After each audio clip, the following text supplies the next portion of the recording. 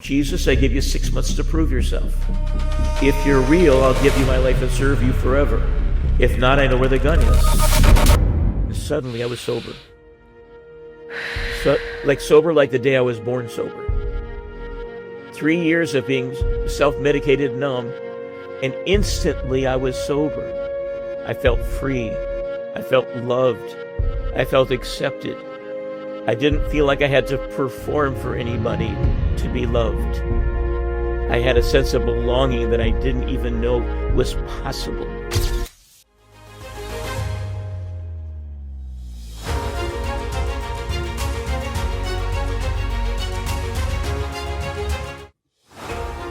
The Arts Council for Monterey County is here to invest in your creative future. If you're a student, your journey is just beginning. Apply now for college arts scholarships or raise your voice as the next Youth Poet Laureate. Honing your craft? The Arts Council for Monterey County offers individual artist grants and free BusinessWorks professional development workshops. From finding inspiration to building a career, the Arts Council for Monterey County is your creative partner. Learn more at arts4mc.org. That's arts, the number 4, mc.org. What up, what up, what up? Welcome back to Offline Expression. As always, I am your host, Jeff Hinderscheid, and I'm very excited to be here with you on this beautiful day because we are back. Today I am joined by a special guest, Mr. David Ebel. Did I say it right, David? Absolutely. Yes, I love it. You know, it's so funny. I always ask people beforehand and they tell me, and then about 5 seconds later, it leaves my mind. So I am very glad to hear that I did it correctly. Well, it's been said wrong more than right in my life, so I'm not shocked. Yeah, my last name is Hinderscheid, and somehow people tend to find an L in there, and shield is just what the brain wants to see at the end, and so it gets a little bit complicated. But you know what?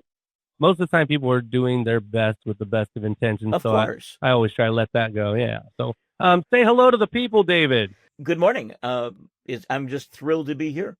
I look forward to sharing with you, and hopefully something I say or do will be an encouragement to others, because that's the purpose of my life. Excellent. And that's the purpose of this podcast. So we are aligned already. As you know, there's plenty of, sad stuff in the world. Oh, yeah. Plenty of that.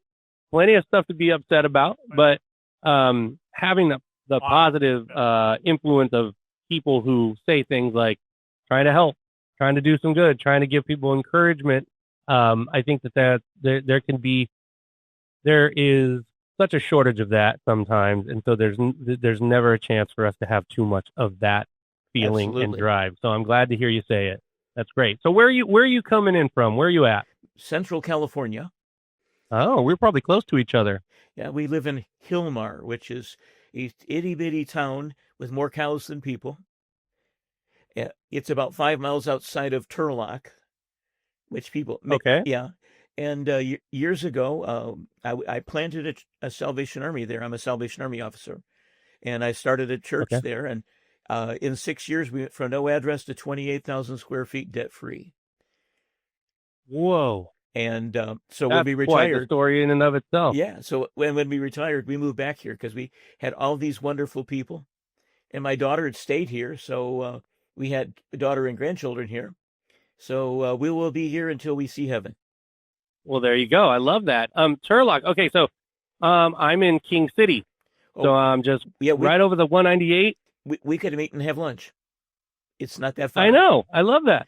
So, yeah, my daughter just moved back here last year from Visalia.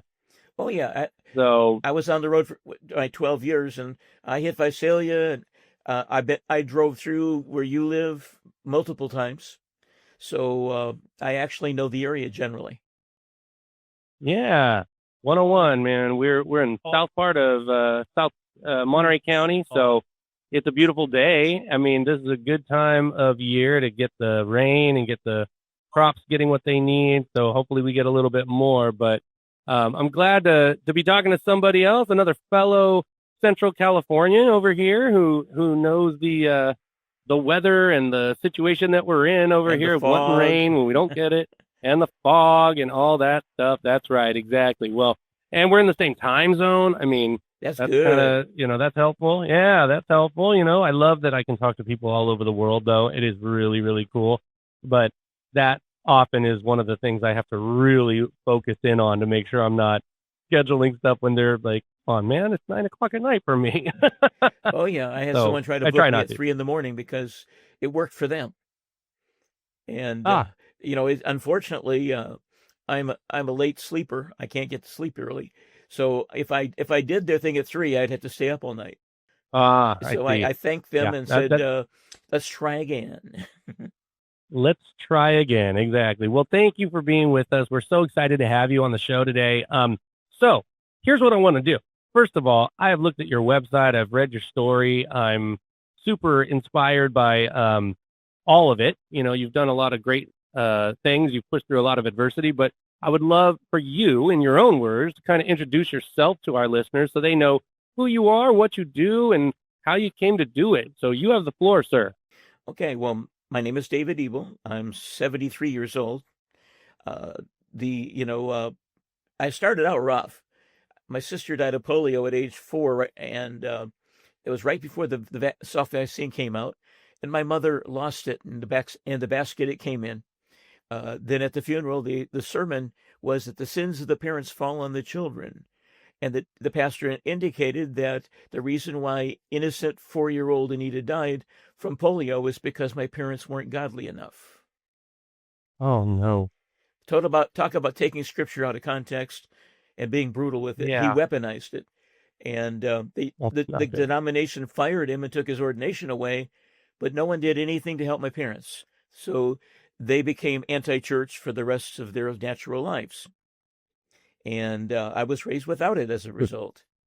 But when I was born, my parents were in such denial that there'd be anything wrong with me that when I was born choking to death, they grabbed my mom grabbed the doctor by the shirt and says, "Look, you already lost one. If he dies, you die. Fix him." And there was no question in Amen. anyone's mind what that really meant. So he came back about a half hour later and said, "Look, we got this experiment. It's an experiment, but it might work. Is he going to die without it? Yes. Then do it, stupid." So they did it. Oh, man. And 4 months later, it became illegal to do it to humans. Oh, wow. The side effects An were, experiment, huh?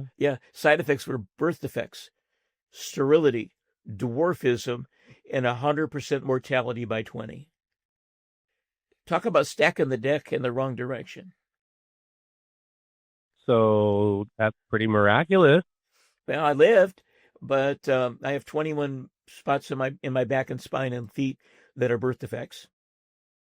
Oh, wow. Then I picked up rheumatoid arthritis at 6, and I've been in pain ever since.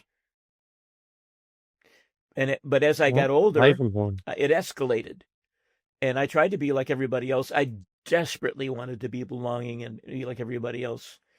We'd have a swing set in the backyard, and when my friends would jump off the swings and land, it was just fun for them. When I land, it was like electricity shooting through my whole body. Oh, my gosh. But I hid the pain and got up and did it again because I wanted to be cool. Right. Unfortunately, cool has a price. And in my case, it got higher as I got older. And when I graduated, having been bullied all the way from first grade through 12th grade, I can't even describe how many ways I was bullied, but to give you an indication, I was thrown down a flight of stairs on my head. Oh, my gosh. That's horrendous. I was hung by my shoelaces in a locker and left. Wow. I mean, we're not talking about just somebody punching.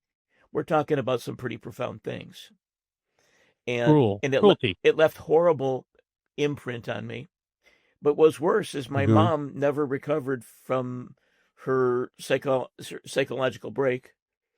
And she had been an orphan during the Depression in a coal camp in Kentucky. And so her life was incredibly brutal. and it left all kinds of psychological imprints. So when she became a mom and she had kids, she was. You remember the old TV shows like Leave It to Beaver, where the mom had the Yeah. perfect hair and the perfect apron and the perfect everything? Well, that was my Right. mom. That was my mom on a good day. When she had a Okay. bad day, she was bipolar, and so my sister and I would hide under the bed, and our joke was that my mom went from perfect to the axe murderer in 30 seconds. Hmm. And so Yeah, Dr. Jekyll and Mr. Hyde. Yeah, all of those things left their imprint on me, and I was the middle child, and so I inherited the role of peacemaker. And so by the time I graduated high school at 16, I had received a full ride scholarship because of my disability, and went to college for a year and a half. But the full ride scholarship didn't include gasoline, food, all those things. It took care of all my educational needs, but not my survival needs. So I had to work almost a full-time job and go to school. And the college scholarship I had required that I be involved in extracurricular activities. So I ended up with multiple different kinds of singing in the University of Detroit chorus, being the sound engineer of their theater, all those things, along with working and along with 19 credits. And a year and a half of hiding how I felt and being cool for everybody else and to please my parents, I had my nervous breakdown. I couldn't hide the pain, and I couldn't manage it anymore, and I just melted into a puddle right in the student union.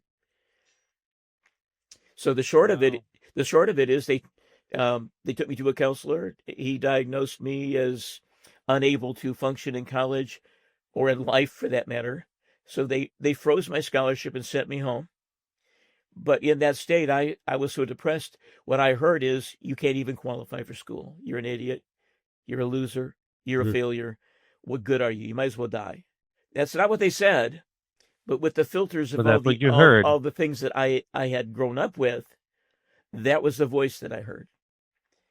And I got a job selling clothes. And the guys around me, dude, you're so serious. We need to take you out and teach you how to have fun. Well, they took me to a bar, and I had my first drink. And my mom was a closet alcoholic, and I knew in our family it ran everywhere, so I hated alcohol. But trying to be cool, I drank. Within 5 months, I could drink everybody under the table. But I couldn't stop. Yeah, nothing can mask depression like that, right? Well, immediately, I'll just numb all that. Yeah, but the problem was that biologically, I was predisposed to alcoholism, and it didn't take me 4 months, 5 months till I needed it. I didn't just want it; I needed it, and so I began to work multiple jobs so I could afford my new addiction. And I stayed in my parents' basement by choice. And I ended up with bottles of alcohol hidden in the rafters all over the place in case I got fired from a job and I needed a backup. That's not okay for somebody who's 18. No. And so life got really bad, and the voice in my head was saying, give up. You might as well kill yourself. So I attempted 3 times by overdose. And God in his mercy, in spite of me, kept me alive. I mean, it took enough to kill an elephant, and I couldn't even get high the nights I was driving around trying to die. And the 4th time... Wow, that's intense. Yeah, the 4th time, I thought I finished this right. So on the day before Christmas, my little Dodge Dart got some other guys in it. We had not eaten, so we drank a lot until we were totally obliterated. We were driving through the back roads, and I found a bridge and decided I would drive off the bridge. So I floored it and got up to 100 miles an hour, went off the bridge. Should have landed in the river, but because it's Michigan, everything's frozen. There was no water in the river. So I hit mud, dragged a tree about this big around out by the roots, and they towed me out, and I drove it home. Oh, my goodness. And you had people in the car with you? Oh, man, the minute we hit, they were gone. Never heard from any of the 3 of them ever again. Yeah, I bet. To this day, I don't know I don't remember their names, and they certainly have forgotten mine. Yeah. So, but all the way home, I heard stupid, stupid, stupid, stupid. Can't even kill yourself. What good are you? That's pretty rock bottom right there, man. That's really sad. So I planned to buy a rifle. I was paying payments on it, and I was working. One of my jobs was working in a communal store setting with like 40 different little bitty stores in one big building. And I worked as a candle carver in the hippie candle store.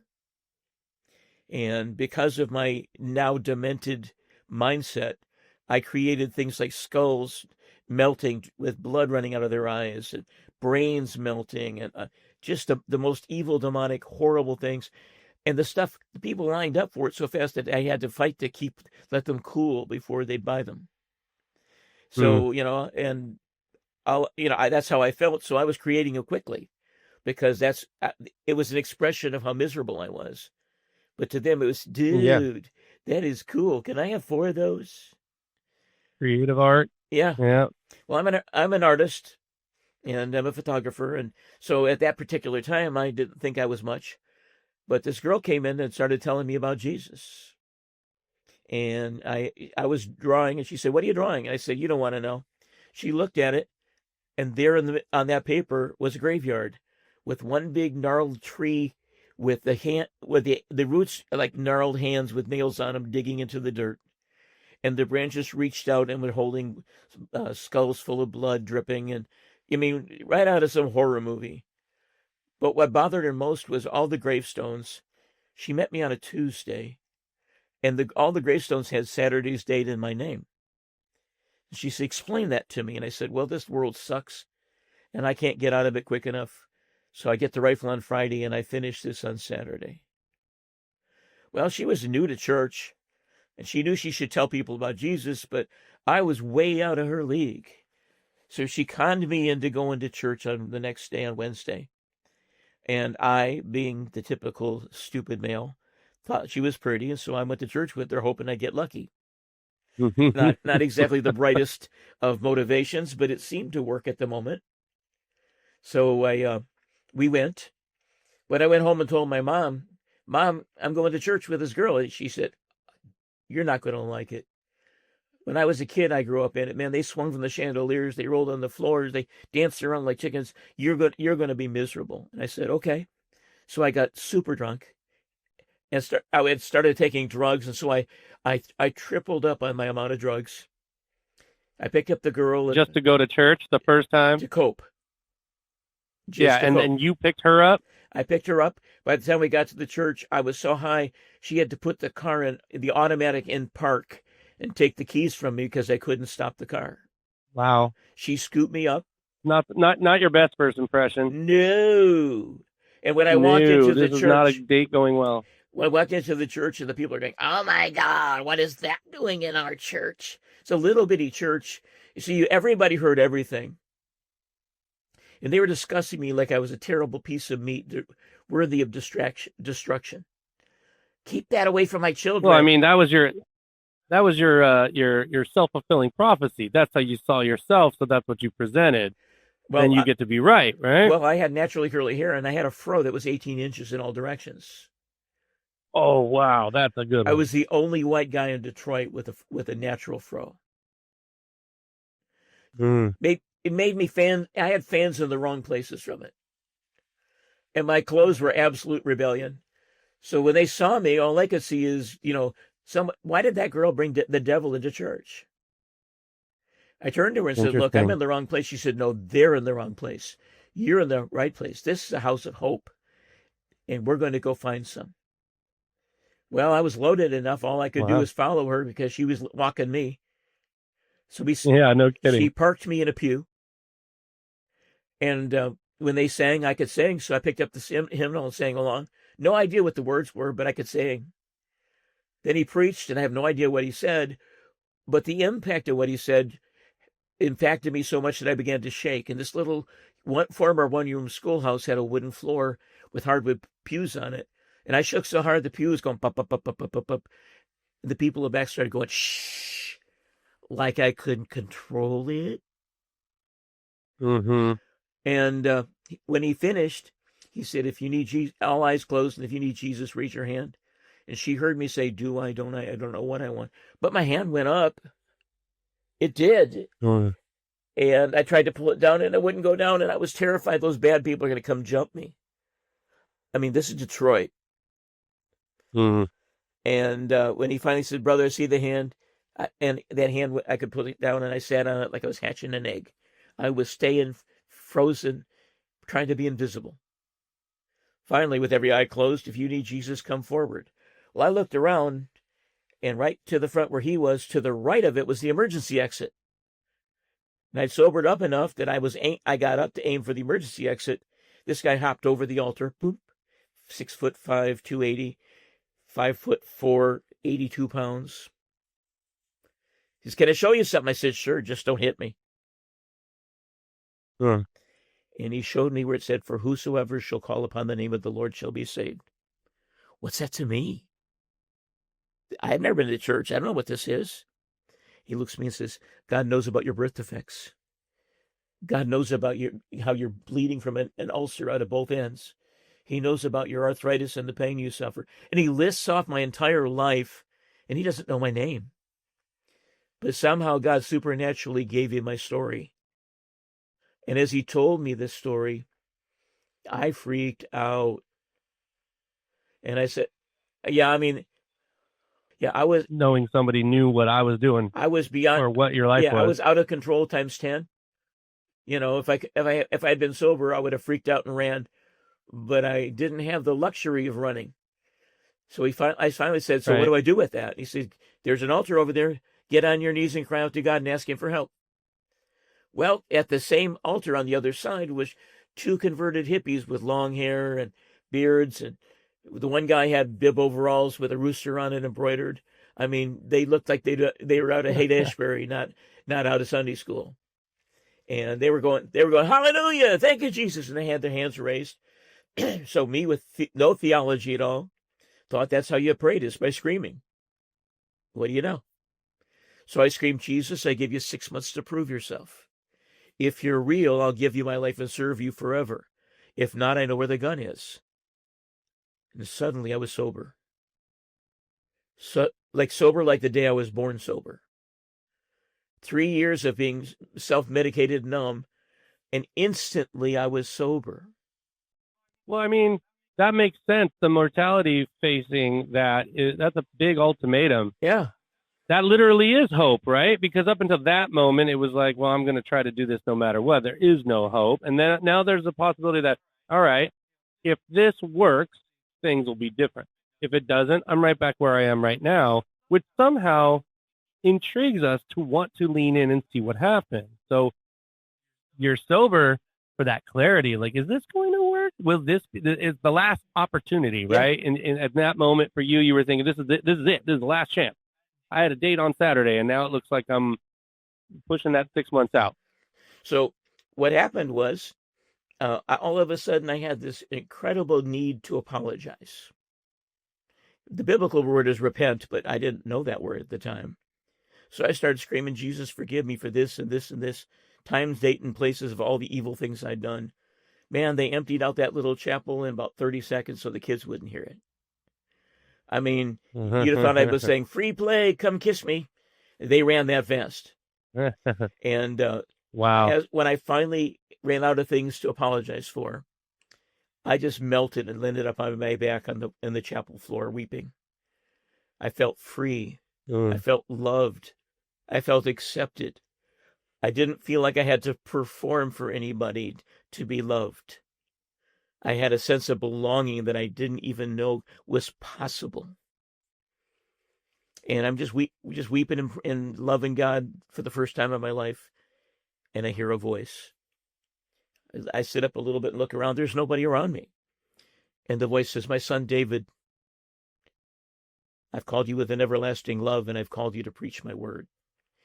If you'll love my people and preach my word, I'll change thousands of lives. If you'll love my people and then preach my word, I'll change hundreds of thousands of lives. Will you love me? Yes, sir. Will you preach? Teach me how. That was it. Boom. No more. And I mean, Everything changed, huh? the two hippie guys came over and scooped me up on either side and said, "Come on, you belong to us now. We're going to teach you how to live for God." And You belong to us now. What a story. Wow. I mean, the darkness of mental health issues, first of all, is so heavy. And so many people suffer every day, Mhm. all the time, from depression and anxiety and bipolar disorder and suicidal ideation and all the things that you went through. So many people don't get the opportunity to come back from that. And so knowing that you had this drastic change, this drastic turn of events, and were able to find this way, or we're able to be given an opportunity to push through that and have it matter. You know what I mean? Yeah. Like, have it actually matter, because the human spirit and the will to live, it's like a gas tank. When it's empty, it's empty. So if you can't fill it yourself and you can't allow anyone else to fill it, it will run out. Yeah. So the fact that regardless of it's faith-based or hope, or meeting a person or having something happen or whatever it might be, being able to have that resurgence of the will to live is remarkable. Profound. Regardless of how it happens, it's unbelievable. So we went in the back. They said, "Let's go get some cake and ice cream." The guy that was preaching, it's his final sermon. He's moving to another appointment. So they have cake and ice cream back there. So we went back and have cake and Nice. ice cream. Well, there's about 40 people in the church. So half of them were embracing me and encouraging me. The other half were like standing back, like, keep them away for our kids. So I had the judgmentals and they had the no judgmentals. And that same little voice that had spoken to me in the chapel said, "Don't worry about them. That's my problem. Just serve me." So I did. And I ended up doing kids and family ministry and learning how to do it and doing it. But my perfectionism, my standard of excellence, my background was theater.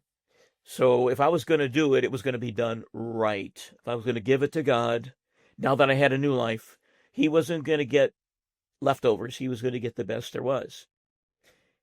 Early on, I developed a slogan, if you will, and I've lived my life by it. God didn't send his second cousin Louis to the cross. He sent his best. How dare we offer less?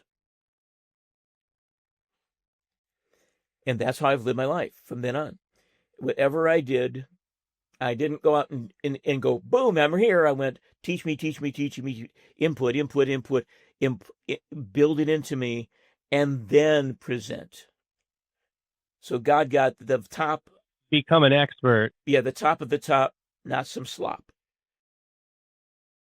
The top of the top, not some flop.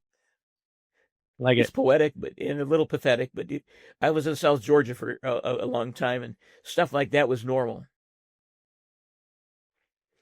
Fair. Yeah. So the short. You got to go by those little, cliches. They're sometimes great that way. Poetic cliches, or heuristics that we rely upon that can help guide the motivation. Sometimes we'll lose our way. Well, that's just the way it is. So you have to find something that reminds you, oh yeah, no, I'm doing it this way, actually. Yeah. Well, I am now full of those colloquialisms. I'm known for them. Every sermon's got about 6 of them. Every teaching's. I had a thought about that. Yeah. I thought, just talking to you in this short amount of time, I thought, I'm sure there are a ton of good colloquialisms up your sleeve. You just have such a good. You remind me of a family member of mine, my grandfather, who would talk very similarly. Good storytelling, but also drop those pearls, and those are pearls. Make no mistake about it. Those cliche things, people can remember them. They're simple, but they matter. They go home with people. Summarize an entire. Yes, they can summarize an entire concept, a true, real concept, in a short, easy to remember phrase. Well, I learned to teach and preach with word pictures. To paint a picture with words that people could take home and ruminate. They could chew on it for a while. Well, I'll tell you a short one.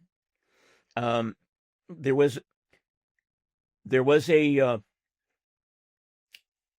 priest in a small Italian town, and they hadn't had rain in forever. So, are you there? Sorry about that. I lost you for a second. Okay. Yeah, sorry. Okay, so let me go back. You said I'll tell you a short one. Yeah, and we'll pick up there. There was a priest in Italy, in a small Italian town, and they had a drought of droughts. Everything, all their grapes, everything was turning to dirt. And they went to the priest and said, "You are the priest. You need to pray that we get rain." And he turned back to them and said, "You are the congregation. We will pray for rain, and we will live by faith that God will provide." He said, "You come back in 2 weeks and we'll see what God has done." Well, when they came back in 2 weeks, did you believe? Yes. Are you sure? Yes. And they said, "Rabbi, priest, why do you have an umbrella?" And he said, "Why don't you have an umbrella? You aren't having any faith at all to believe for rain. If you did, you'd be walking around with an umbrella waiting for the shower right now. What is wrong with your faith? You want to blame it on someone else when it's your faith that matters. Where's your umbrella?" Interesting. Where's your umbrella? There's a word picture for you. I like it. There's a word picture for you. Yeah, let me ask you something. Mm-hmm. So you said your background was in theater, right? Yep, high school, college. And you also mentioned that you are a photographer. I've seen your work. It's brilliant. You also mentioned that picture behind you before we started recording. Mm-hmm. And so that's theatrical and artistic. So tell us how those things, the arts, help guide your new life, and like how you were able to use those things and that artistic creativity inside you to the benefit of not just you, but to everyone. Well, starting with the kids ministry, and when I realized that I had a gift to communicate to children, I went and found a storyteller and had him teach me. I met a guy who did magic, not a supernatural, the stuff you buy in a catalog and go, voila. And I turned those in. Sleight of hand or sleight of mind or whatever you want to see. Now you see it, now I don't. The short of it is, kiddingly, among the magic circles, they go, the difference of an illusion and a delusion is who's looking. So the short of it is I would take those pieces of equipment and turn them into object lessons to talk about the love of God. And then I met a friend who was a professional clown, and he taught me how not to be a yucky clown like I started, but how to be an excellent clown with good makeup, good costuming, how to be a respectable professional, not a wannabe thing that scares people like out of the Chucky movie. Like a real professional clown. And when I learned that, I took it very seriously. Not a little bit seriously. I took it as a mission. And I become an expert. Oh yeah. So I had a custom costume made. I learned how to do makeup professionally. I ordered a real clown wig like you have in the circus. I had everything custom. The magic became a big storytelling thing. And I had always done puppets since I was a little kid. So we added puppetry and started. And as we grew, we ended up taking on others. My wife, when I married my wife, her father had been verbally abusive. So she had no opinions. She was terrified of having an opinion. And so when we're doing puppets, in order for me to go back and do all the voices, I had to tape her script of what she would say on the puppet stage. So the puppet would go, blah, blah, blah, blah, blah, blah, blah. And she'd go, "Oh, no, that's not the way it goes. Blah, blah, blah, blah, blah, blah." And that's what we started with. It became very realistic that we needed partners. Not because that's like drama therapy. Yeah, so we got a couple that came in. He was a guitarist and a musician, very creative, and his wife was just incredibly warm and sweet. And so we created the Love Family Ministries and took it on the road. And I put the clone on hold for a little while and did that so my wife could get her her performance chops. But we were reaching kids. Right. But in the process, I learned more of what I needed to do it right. And so I kept upping my game. And we started scheduling bookings where we go and do a Sunday, or we do a vacation Bible school, or we do a Wednesday. And, we go and do our very, very best and go home. And then we sit down and chew it all up and figure out how to do it better. Right. And we had a couple of performance. They went and they got married, and we ended up with a guy that was a professional ventriloquist since he was 8 years old. And Wow. we're talking, this guy is now 72, 73. He's performed internationally since he was 8. So that's incredible. So he mentored me on how to do ventriloquism. That's like a savant. Well, he's that gifted. So now you've got. So let's rattle these up. Now you clown, puppetry, storytelling, ventriloquism, and some good experience on tour, taking it on the road. So we took it on. My wife and I took it on the road for 12 and a half years. This is some serious performing arts right here. We created the Kids Celebration Circus. Heavenly Good Clean Fun. And we took it to a church address somewhere in America, 42 to 48 weeks a year. And we did 46 weeks of summer youth camp. And the whole thing was, Jesus loves you. He created you to love. You cannot do anything to stop his love for you. You can't do enough bad stuff to lose his love. But he's been waiting your whole life for you to figure it out. And I'm here to tell you that you don't have to figure any longer. I'm going to tell you all about his love. And then later we're going to talk about how you can feel that love every day of your life. And we began to win moms and dads' children at the same time. Instead of just kids, we'd have whole families stand up and get their hearts to Jesus. We would end up where we had over the period of time, when we did the math, we had 0 weeks with no decisions.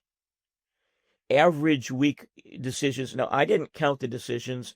That was the host, the pastor's job to tell me who really was changed. Not the people who went to the altar every Sunday. The people who really were profoundly. Right. And they come to pray with him. Yeah, I mean, organized religion versus spirituality. And the whole goal was that I didn't care what building they were in. I cared that they fell in love with Jesus. And then it was up to that church to step up and love those kids and families into the kingdom the rest of the way. You don't take a baby, you go, pop, there's the baby, and put it on this side of the freeway and say, congratulations, you're a baby. Did anybody ever want to go with you guys on your tour and keep doing this and learn how to do what you were doing? We had a few, and we actually had a ringling clown leave the circus and tour with me for about 9 months. And when he was done, we ended up with this amazing shock. He left, and my son shock? The shock was my son had learned clowning.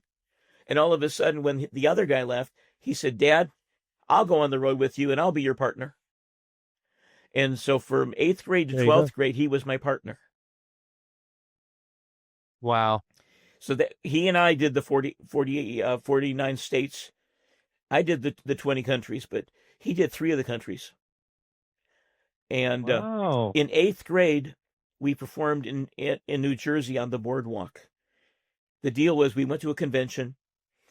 And they made me the parade. They had an all-clown parade on the boardwalk that was covered by all the international news and everybody. I mean, this was a big media circus thing. And they made me the parade grand marshal. And I agreed I would come and do all that if I got a chance to present my whole program once out in front of people. You don't have to pay me. You just have to give me that chance. So they did. And when we presented it, we had people of all different faiths and all different ages raise their hands that they wanted what we offered, the love of God. Wow, it sounds like you're pretty successful in all of the things that you've done, and you've come up with some amazing ways to take a I mean, let's be honest. A traditionally known story, a very, very common known thing, Western Christianity and what it is for centuries, and make it different and fun and help actually get people's interest in understanding the message underneath what it was that you guys were doing. So you attached something. They may have heard that stuff before, Yeah. and it didn't land. And so what you were able to do was find a way to really say it and hit people where it matters for real. Well, in my learning, I found out that laughter, when people laugh and they relax, their trust level opens up. They call it the performers call it the heart gate. And when people laugh and have a good time, they open their heart gate, and then you can tell them the truth and they'll receive it. So as we learned how to do that with laughter and storytelling and ventriloquism and all the other pieces, then at the end we would have quiet music playing, and we'd say with everybody's eye closed, if you loved what you heard today, listen careful. You already know, you've been told how much Jesus loves you, that God created you just the way you are, custom made to love. And this is your chance to receive his love back, to open up your heart and let him come in through his Holy Spirit and change your life. You don't have to, but if it makes sense to you, and if that's what you want to do, here's your chance. here's your opportunity. You just raise your hand. And I'm sure that was a wildly successful thing that you guys were able to do. And I'm going to be honest. I'm going to gear towards a little bit. I'm going to come back this direction towards our kind of what we talk about on this show. Yeah. Okay. Please. And you just hit the nail on the head with the heart gate. Yes. Okay. So that right there is a fundamental fact that people need to know. People need to realize, because life is already hard. Like we said at the very beginning of this discussion, there's going to be so many things that are going to get in our way. Mm-hmm. There's going to be so many things that drag us down. There's going to be so many sad things that we experience, people we're going to lose, things that are going to happen. But on the day-to-day stuff, there's a lot that we can do when it comes to genuinely caring for others, listening to one another, communicating effectively, and understanding self-awareness. Agreed. And all those things that you just were baked into every piece of your entire story in a way that is so important to recognize, I think. And I'm sure you've told your story many times. I'm sure that you have said all of those things a lot of times. But I bet you it was, I'd be willing to say that based on talking to you, that you've known your stories and have been able to tell it well for a long time. So with that in mind, what I noticed in the beginning, when you're talking about all the stuff that you were into, the hard stuff, all the hard stuff with mom and hard stuff with drinking and hard stuff with suicidal ideation and attempts and stuff like this, there was this underlying tone of, I had no self-awareness. I was so lost in it that it was just me. It was so egocentric. Why is this happening to me? I'm not good. I must deserve it. Therefore, I should just die, kind of a thing. Yep. Right. Yep. You nailed it. They go hand in hand, right? Like it's the irony of ironies, right? When we feel empty and worthless, we're only thinking about us. It's an interesting dynamic. And then when this moment happened for you where things changed, it's like the blinders came off. Oh yeah. Literally. And there was this the heart gate, like you talked about. It's huge. The person who came and saw that your graveyard picture that you were drawing with the tombstones with the date, and you told them what was going on, and they invited you, and you decided to take her up on that invitation. That is the pivotal part of this moment, right? This story, this thing that happened for you. Mm-hmm. And at the time you can't even see how huge it is No. until later, right? Totally. It's just like, whatever, okay, fine. I'll go to this thing. Let me get hopped up real quick before I go pick her up and try to drive us over to church.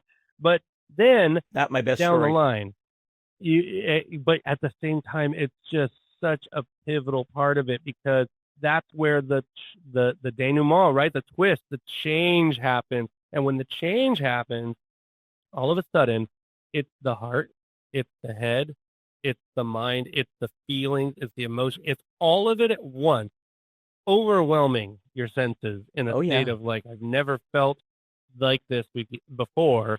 I know that if I could go from there to here, other people could too.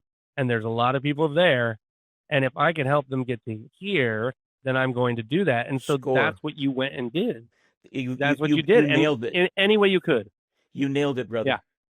It matters. It matters because we have, people, I've been through some dark stuff myself, and I look back and I don't even know that guy anymore, kind of a thing. And That's my history when lesson. you look at it, it's like, yeah, exactly. You look back and go, okay, well, how did that, okay, oh, yeah, oh, I see where this all went, right? And so when you know that other people are going through that stuff or feeling that stuff, and you have even the slightest 1% chance of sharing some hope or giving some experience, wisdom, or some opportunity to come through that a little bit faster, a little bit easier, a little bit more with grace, and give them that opportunity, like you said, they may or may not take it. But if they do, they could come to this new enlightened place where they feel worthy of being alive, if nothing else.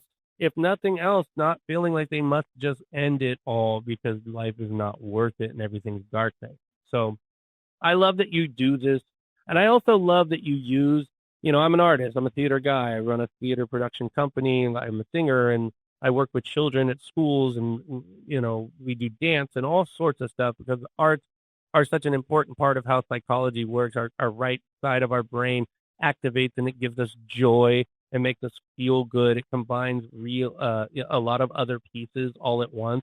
So when we have the creative means to use those gifts that we can feel and that we have in creativity, whether it's photography, clown, puppetry, singing, dancing, theater, whatever it might be, music, to go and help people, I think that it's like icing on top of that cake.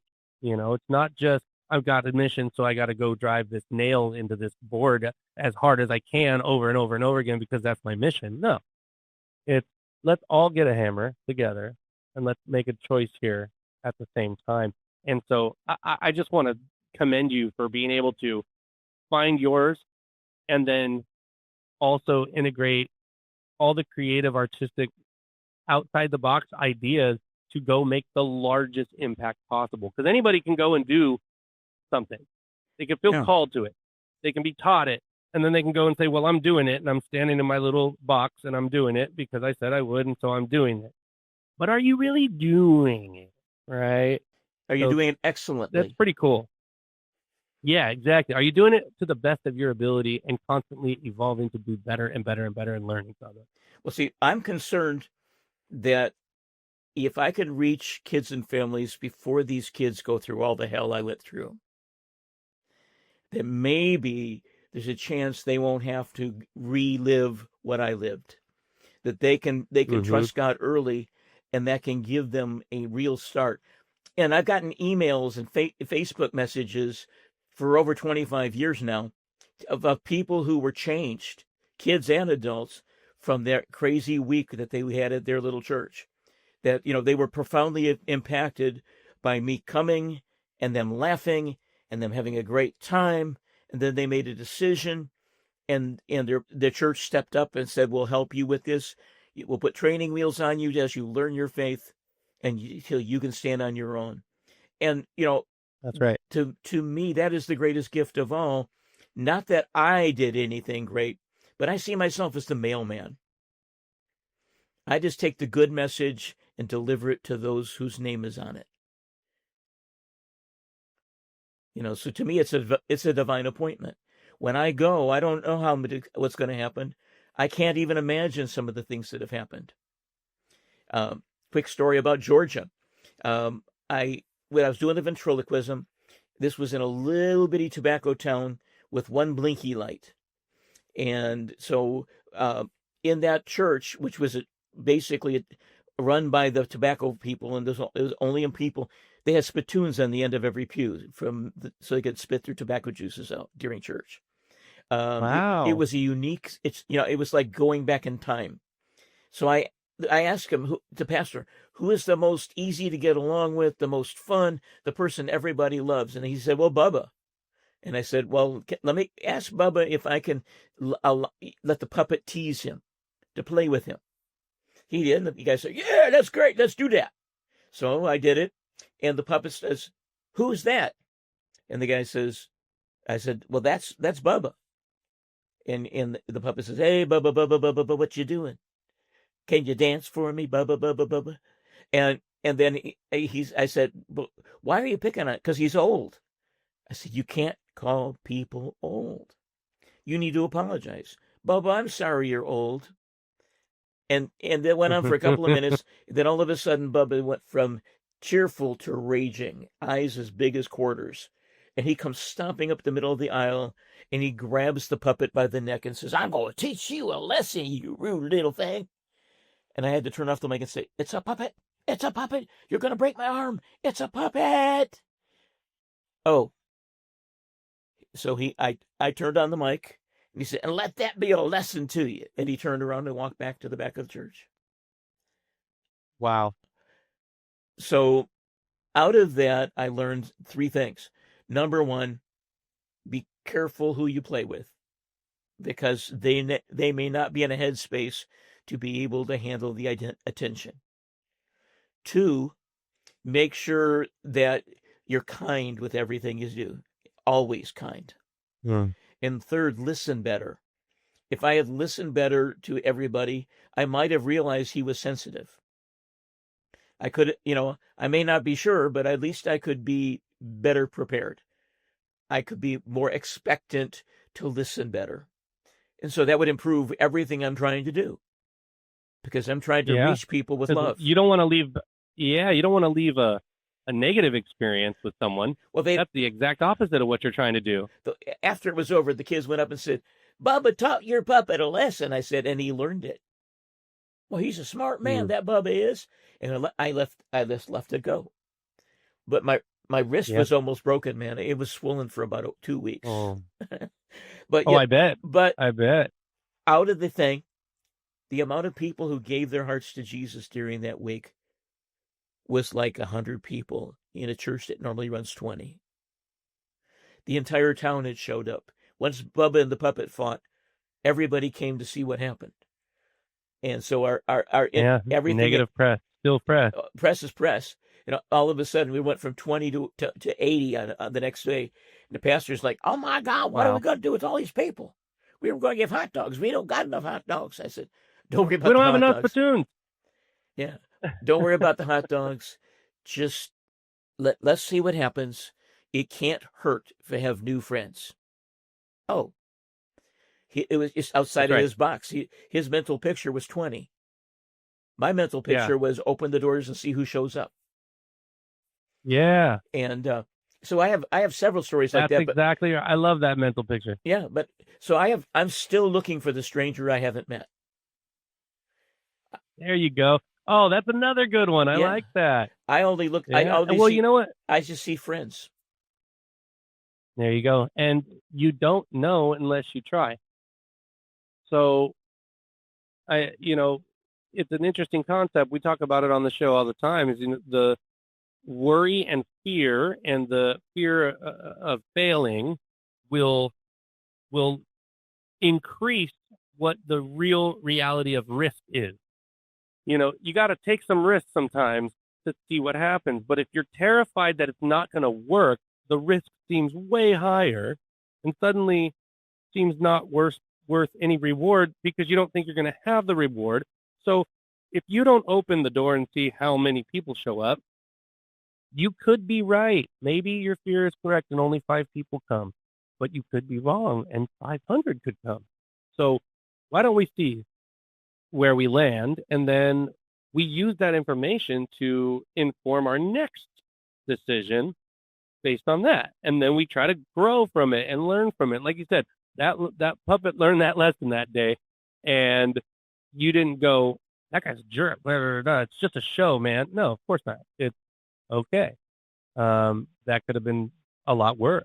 And so now I know, and I'm going to use that to inform my next performance, because now I can use that information. We can always keep gaining. You have to have an open mindset and a growth mindset in order to learn from people and really hear what they're telling you, even when they're not saying it. Caveat to the story.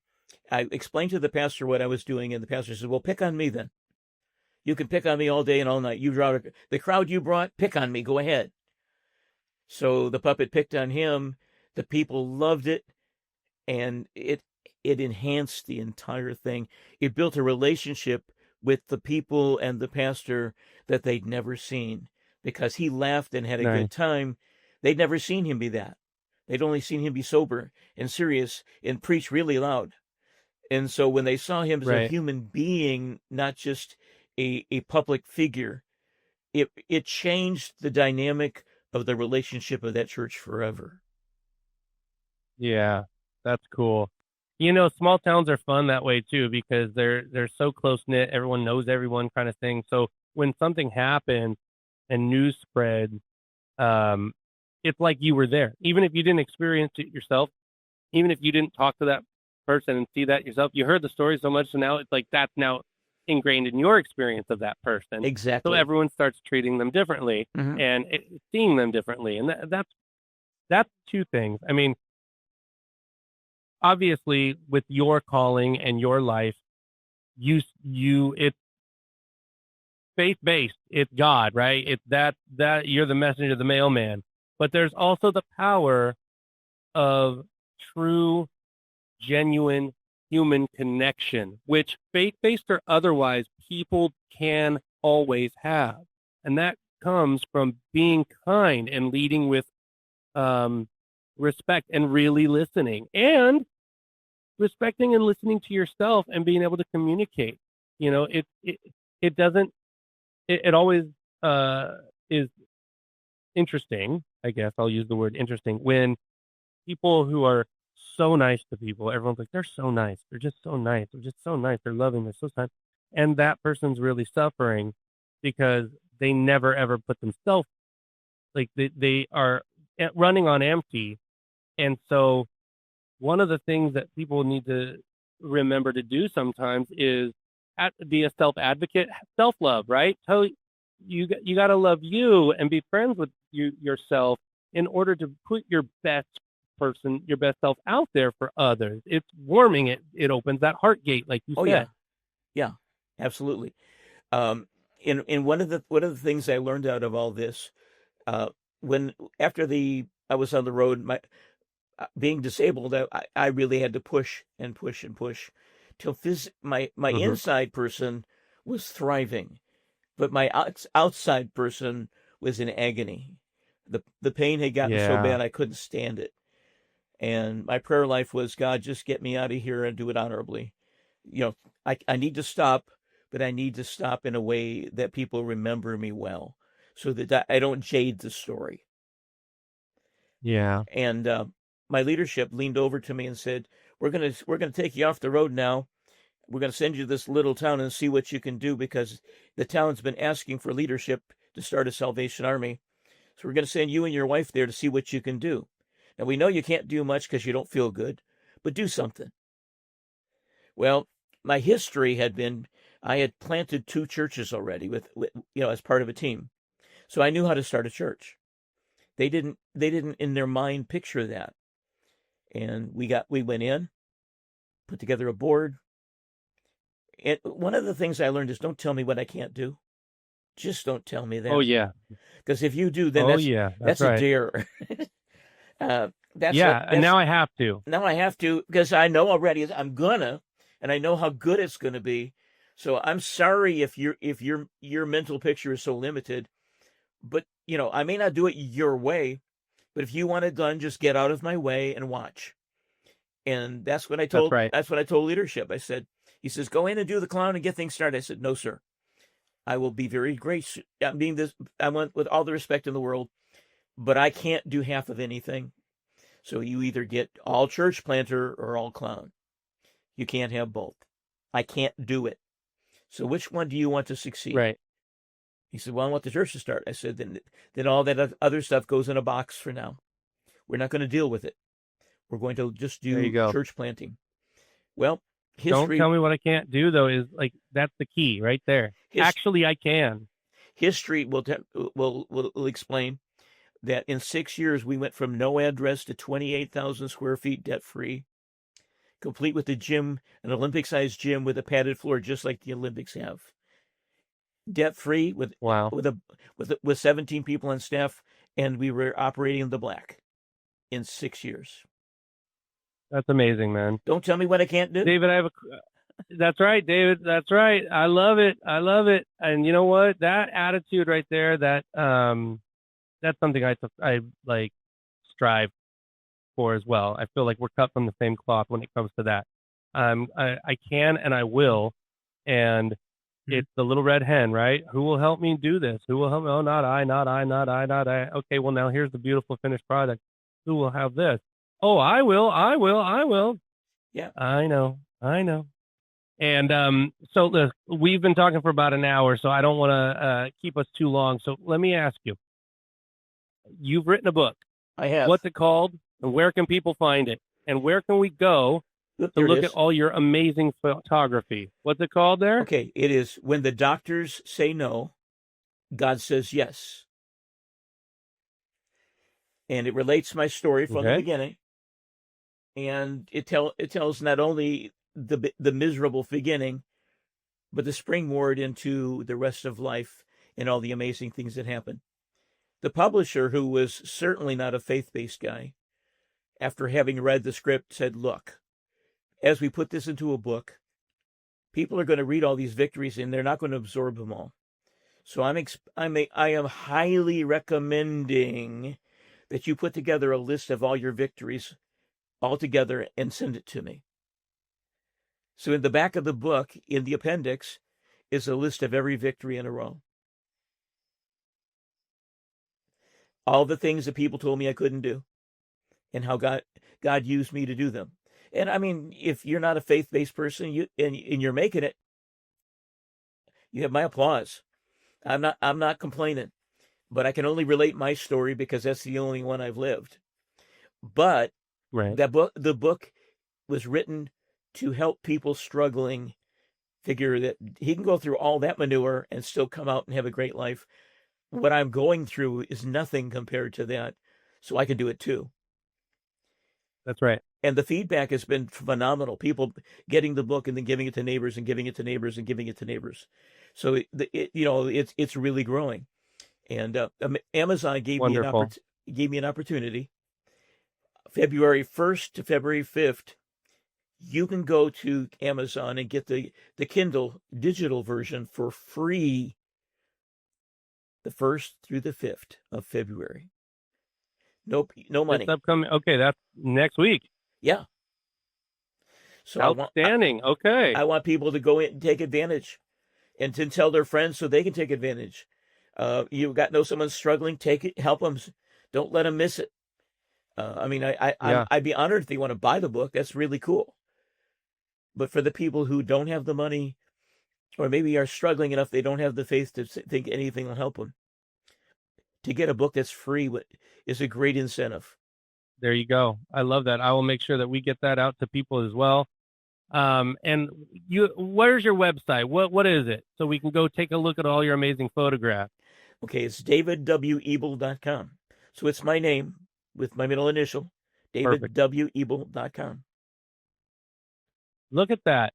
That is the way to go. If you can get a .com website with your name on it, you are winning.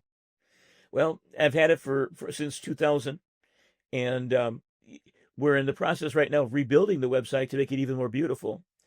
That'll happen in a couple of months. It's pretty nice too. Yeah, well, but we're going to go to the what is the new cool for websites? Easier on the eyes, no more black background. Less is more. Yeah, but what happened is a guy that's a web developer and I were talking, and he looked at my website and said, David, you're the most positive guy I know, but your website is an atrocity. Okay. Wow. I said, go ahead, stab me. He said, no, you misunderstand. I do this for a living. And you need a better website for the beauty you do. I said, well, why is it you're doing this? He says, I already figured out you have no money. I said, got that straight. So check. I'll do it for you if we can do it excellently. You hit my button. Excellent. So within a couple of months. That's the only way I do anything, so that works. So in the next couple of months, you'll go to the same address, but it'll be a more beautiful, even prettier website. It was made out of. We got our homework. I love it. We got our homework cut out for us. We know where we can go. February 1st to February 5th, we can go to Amazon, get a copy of your book on the Kindle, the digital book for free. And we can go to davidwebel.com and we can watch this transformation from the current website all the way to what it's going to be, which is going to be excellent. I will just tell listeners out there before we wrap up today that the photography work that you do, David, is beautiful. It's breathtaking. It's really gorgeous. Like I had to zoom in so much because I was like, did somebody perfectly paint that? That's a photograph? There's so much good stuff on that site. So thank you for your time today, sir. Thank you for all the wonderful things you're doing for people out there. And congratulations on living a life that has been inspiring and motivating. And I know it's been hard. But to start off as a miracle and then to go out there and feel so fulfilled in sharing something so beautiful and meaningful that's a life worth living. And so I really appreciate you personally. Thank you. Thank you so much for allowing me to tell my story. I'm thrilled and honored that you gave me the chance. Yeah, thank you. And you know what? We'll keep in touch and we'll go from there, man. But in the meantime, take care of yourself and don't work too hard, okay? I don't know if that's possible. I only have one speed, but I will be loving people till I get to heaven. That's right. All right. We'll talk to you soon. Thank you, Jeffrey.